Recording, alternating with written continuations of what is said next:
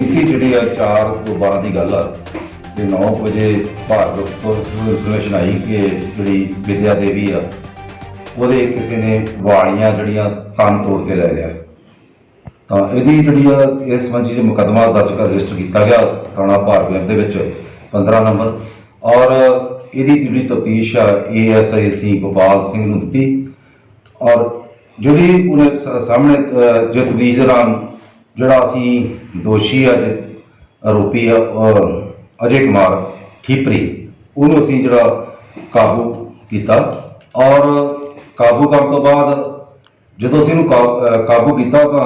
उसने पुलिस को रुझा दिता कि वो जी मिति 4/12 जो समा दसते हैं उदों जो अपने ग्लोबल हस्पताल अपने चाचे के इलाज वास्ते उत्थे मौजूद सी। तो पुलिस ने काफ़ी इन्वेस्टिगेशन उलझाया जो बरीकी जी तफ्तीश की तो उसने अपनी जी वारदात कबूली और अपने द्वारा जी खोह की जी वालियां सी जड़ियाँ पुलिस ने बरामद कर लिया। उस ही दिन ये वड्डी गल है कि उस ही दिन जी वालियां शामी बरामद कर लिया। जो रिमांड पुलिस तो रिमांड के तहत जो बंद आ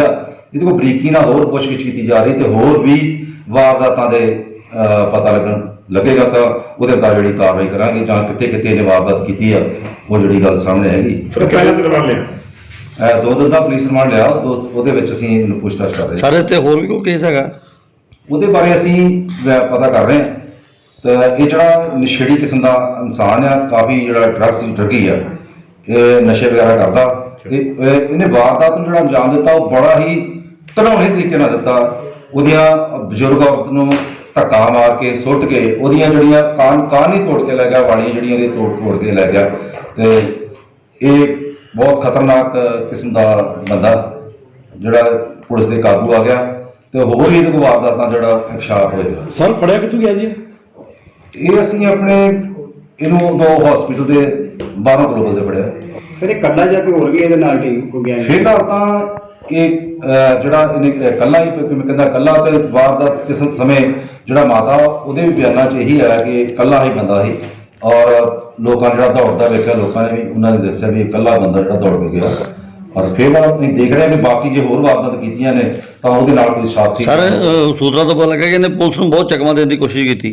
काफ़ी पुलिस को इन्हें भी तो घरदियां ने भी यो बार-बार यो क्या जताया कि जोड़ा ये दोषी आ